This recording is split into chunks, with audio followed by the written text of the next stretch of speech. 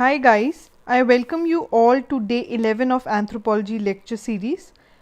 So today we are going to complete topic 1.5, that is definition, introduction of primates and the evolution of humans from primate fossil species. So let's get started. Already in the day 9 and 10 videos we have done this chapter. So today we are going to conclude whatever is left in this chapter.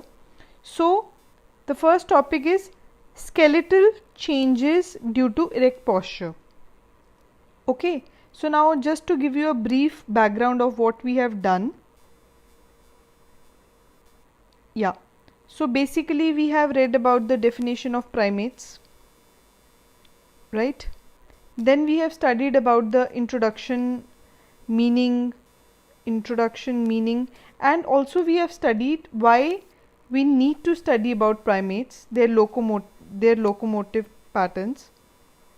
So all this we have covered.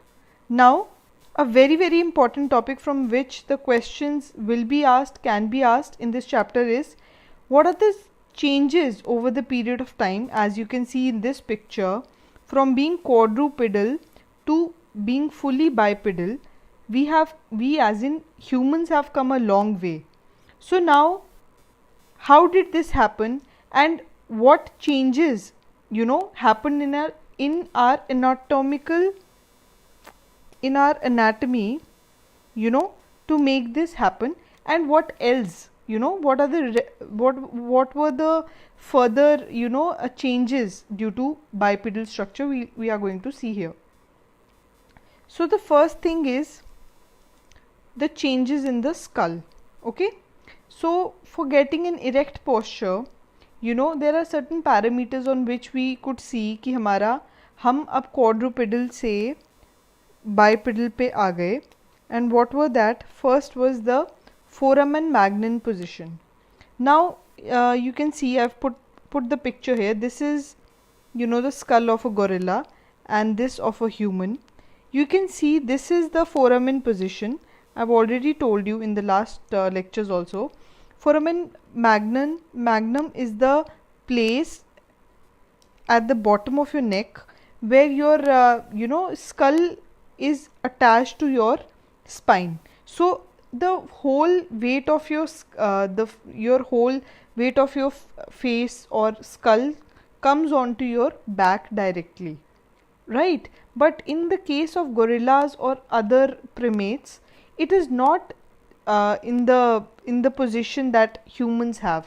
वो थोड़ा सा tilted होता है. Okay, as we can see it in humans, ये बिल्कुल straight हमको दिख रहा है at the bottom of the neck, whereas in gorillas ये थोड़ा सा in tilted position में, right?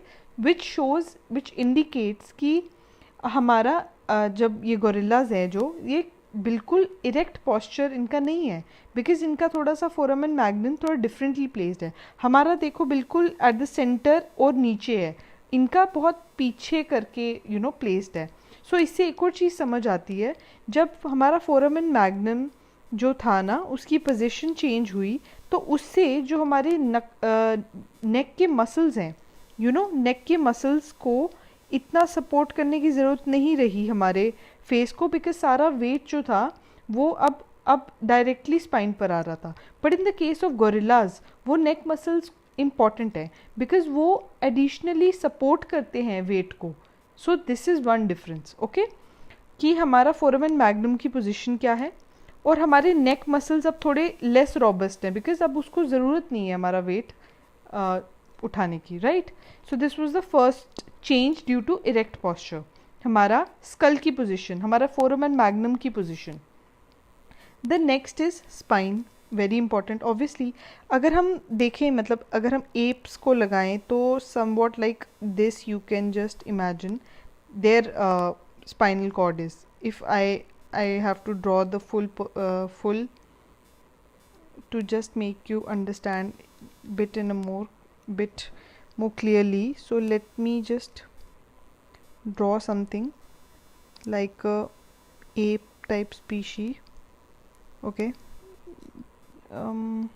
yeah. Yes, I am trying my level best, guys, to draw a species which looks somewhat like an ape. ठीक है? Now please do with it. So you can just see the spine. It is in this way, right? Whereas in humans it is like this, somewhat like this, right? So this is the difference. We have two distinct curves, one is this and one is this, so which brings the body center of gravity directly above the feet. So obviously the spine, see here the spine is like this, here the spine is like this, so this way our body weight goes directly onto our feet, due to which we are able to walk properly, like proper bipedally, right? So spinal cord में changes आ गए. That was the second thing. Third thing is the pelvis. Now pelvis is this part where you know our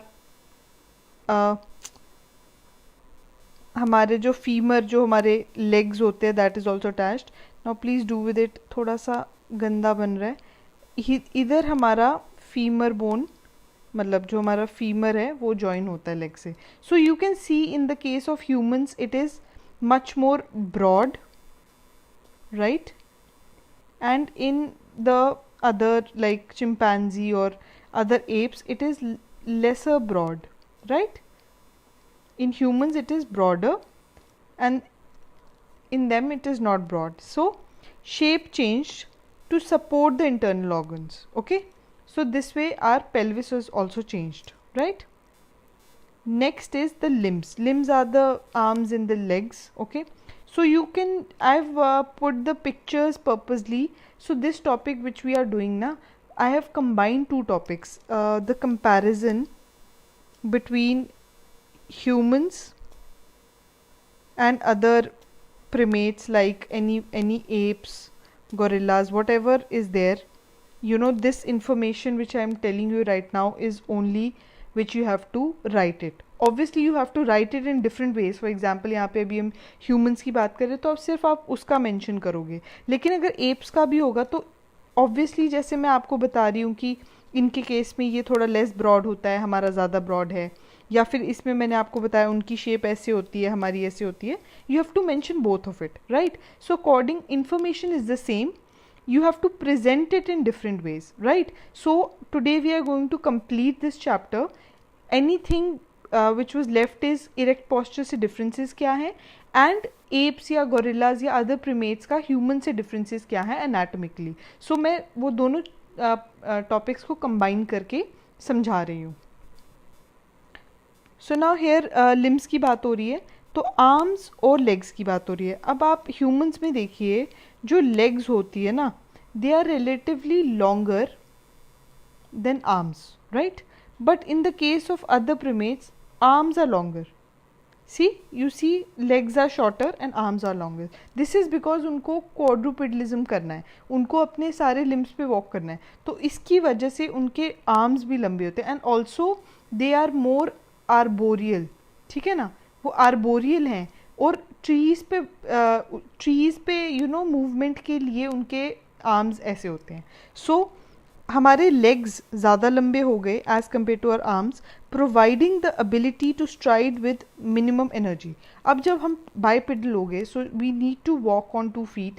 so to walk with minimum energy की हम ज़्यादा energy भी ना use कर पाएँ and हम इफ़ेक्टिवली वॉक कर पाएँ, इसलिए हमारे आर्म्स हमारे लेग्स ज़्यादा लॉन्गर हो गए. Next is your feet. So now in the last topic also I have told you human feet is like this, arched, whereas other you know like apes it is like this. So there is no arch, right? Because उनका feet जो है arboreal भी है, but humans का जो है arch रहता है and there is non-opposable hallux. Hallux I have told you the toe. Obviously हमारा toe अपोजिबल नहीं है, where is in the case of other apes it is opposable because of course वो arboreal है, तो अगर उनको यू नो ट्रीज़ पे चलना है तो it needs to be opposable for more nice grip के लिए. So in case of humans it is non opposable and it has a arch which provides stability and weight bearing ability, ठीक है। सो इससे हमको अच्छी स्टेबिलिटी मिलती है while walking. तो ये गोरिल्ला का फुट हो गया, you can see it's opposable and it's much larger. This is human feet which is non-opposable, and you can see there is an arc over here which is missing in the gorilla ka feet, right? So this was the next one. So yeah, these were the anatomical changes जो हम combine कर सकते हैं, major changes जो थे. One was your brain. Obviously brain बाद में complex हुआ. Okay, let me just remove this first. The first we'll do is the skull के changes, okay? Skull के changes आगे हमने इसमें foramen magnum का देख लिया and neck muscles का देख लिया. Second change था हमारा limbs का, कि हमारे legs ज़्यादा लंबे हो गए. Then we studied कि feet anatomy में क्या changes आए. Then we studied about spine में क्या changes आए. And then we studied about, one more thing we studied about is feet, limbs, spine, skull. Oh, okay. What did we see? Yes, pelvis. Pelvis. Apart from this, I told you in the last chapter also, presence of a, linea aspera in our femur bone. Okay, you can just add this also, because presence of linea aspera in the femur bone, which is on the back of your thigh, has, shows ki, you become bipedal, which is clearly not present in other primates. So these 6 things, if you add linea aspera here also, so these were the anatomical changes due to erect posture directly. ये changes हैं जो direct anatomy में differences आए. Okay, so now other differences during the course of evolution. अब जब हम evolve हो रहे थे टू बिकम बाइपीडल, और हमने देखा क्लियरली हमारे एनाटमी में कितना सारा चेंज आया, तो इट इज़ नॉट ना कि बस वही चेंज होगा. देर वर अदर चेंजेस विच वर एक हम बोलते हैं डोमिनो इफेक्ट बोल लो. Why this is not writing, just wait guys. या हम जिसको बोलते हैं डोमिनो इफेक्ट बोलो, या फिर आप कैस्केडिंग इफेक्ट बोलो, कि एक के बाद एक चीज़ें होती है. अगर इतने सारे चेंजेस हमारे बॉडी में हुए, तो उसकी वजह से उन्होंने भी तो इफेक्ट डाला होगा ना किसी और चेंजेस पे. सो वो क्या चेंजेस थे ये भी हम देख लेते हैं. सबसे पहला था complexity of brain. Of course अब एप्स और ह्यूमंस में क्या डिफरेंस है, ये भी डिफरेंसेस जब आप एप्स और ह्यूमंस करेंगे ना उसमें आएंगे. इनके ब्रेन का कैपेसिटी कितना है, ऑलमोस्ट 400 सीसी. ह्यूमंस का ब्रेन ऑलमोस्ट 1300 सीसी तक है, ठीक है. सो इट शोज कि हमारा ब्रेन का साइज एंड ब्रेन की capacity has almost tripled in the last 3 million years, which shows what, see in the human history other primates and हमारे जो इंसेस्ट्रल होमो के भी स्पीशीज़ थे, नॉट होमो बट जो नॉन होमो स्पीशीज़ थे, उनका brain इतना बड़ा क्यों नहीं था. उसके रीजंस हैं. ब्रेन इतना बड़ा नहीं था क्योंकि it takes a lot of your energy. आपके बॉडी की बहुत ज़्यादा एनर्जी आपके ब्रेन को सस्टेन करने में जाती है. And if you can not use your brain efficiently, तो इतनी सारी एनर्जी वेस्ट करने का कोई मतलब नहीं है. So these apps and all, इनका जो फेशियल पार्ट था ना, जैसे अगर मैं आपको ड्रॉ करके बताना चाहूँ तो आपको थोड़ा ज़्यादा क्लैरिटी से समझ आएगा. Let me just draw it here once. Yes, if I draw some like this, is not working today properly. Let me try it once more. What is this happening? Okay, so let me just draw it like this. Okay, let me just draw it once more guys, because that is not looking very aesthetically proper. Okay, so just think that this is some old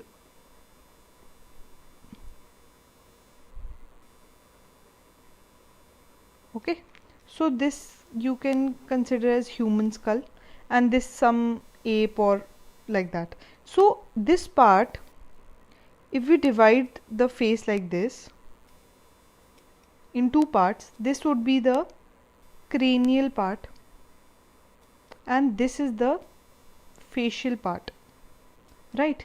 Same way, if I divide this also, this is the cranial part and this is the facial part, right? So you can see the facial part here is clearly bigger than what we have here, and brain here is clearly bigger than what we have here. So in case of apes or the other primates, the facial part was bigger than the cranial part. In humans, when the cranial part became big, it compensated for the bigger facial part. So obviously intelligence ज़्यादा हो गई, right? और ये brain क्यों develop हुआ? Brain के develop होने के रीजंस थे.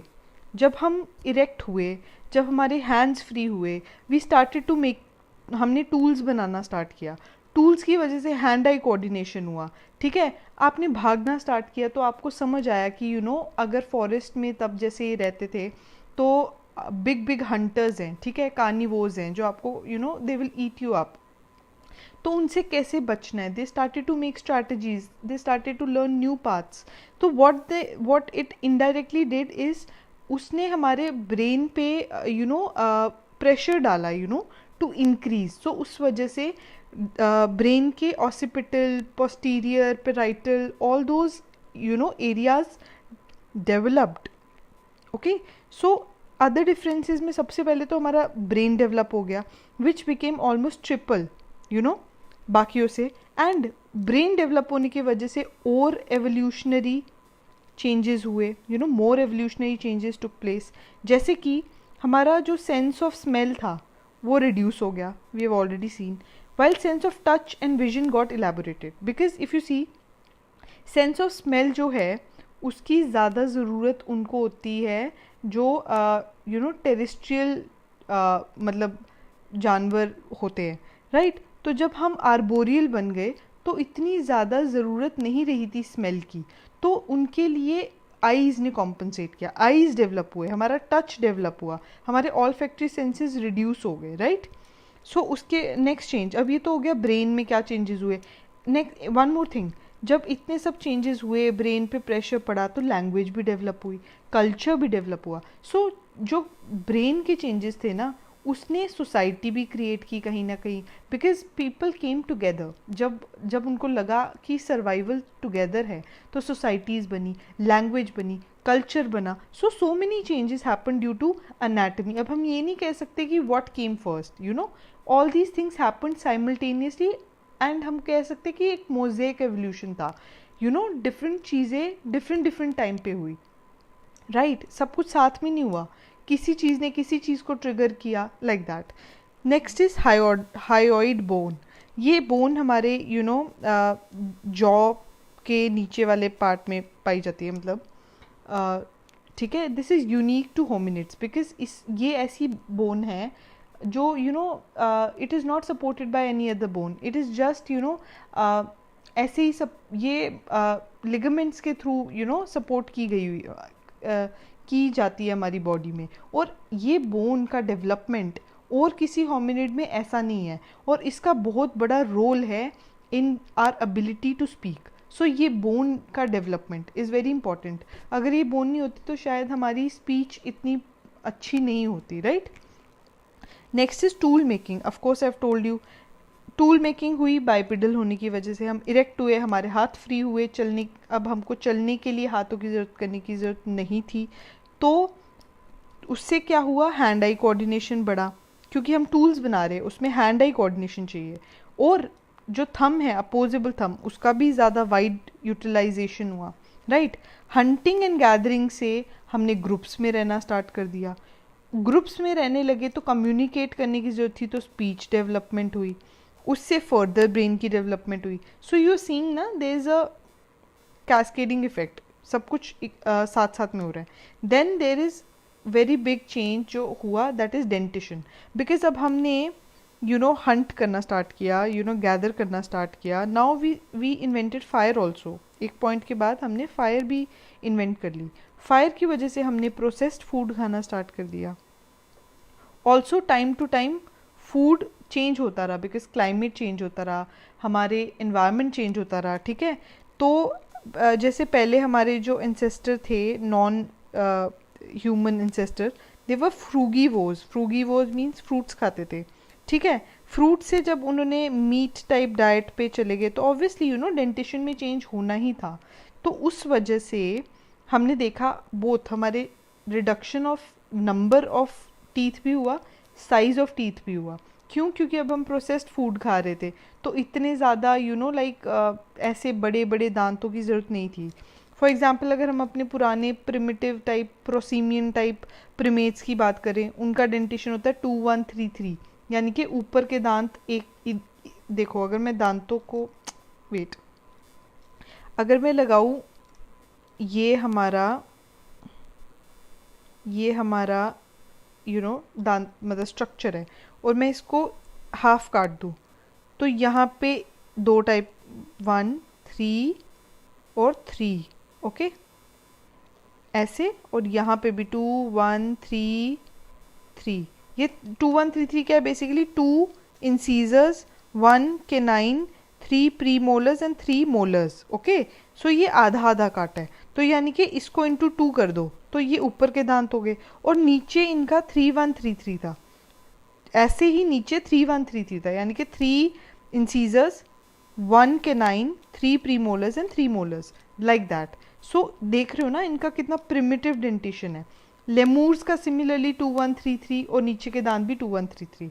बट ह्यूमंस में 2 1 2 3 होता है, यानी कि 2 incisors, 1 canine, 2 premolars and 3 molars, right. तो अब हमने देखा हमारे इंसीजर्स का साइज़ कम हो गया, बिकॉज अब हम प्रोसेस्ड फूड खा रहे थे, तो हमें इतना ज़्यादा इतने बड़े बड़े दांतों की ज़रूरत नहीं थी. Next, antagonistic display. इसका क्या मतलब है? थोड़ा डराने के लिए, like if you have like big teeth, तो ऐसे इट लुक्स लाइक ना कि राक्षस टाइप वाइब आती है, तो कोई जानवर जिसके बड़े बड़े दांत है तो उससे डर लगेगा ना. सो अब हमें उसकी ज़रूरत नहीं थी, तो हमारे कैनाइन्स का साइज़ भी रिड्यूस हो गया. Then pre molars.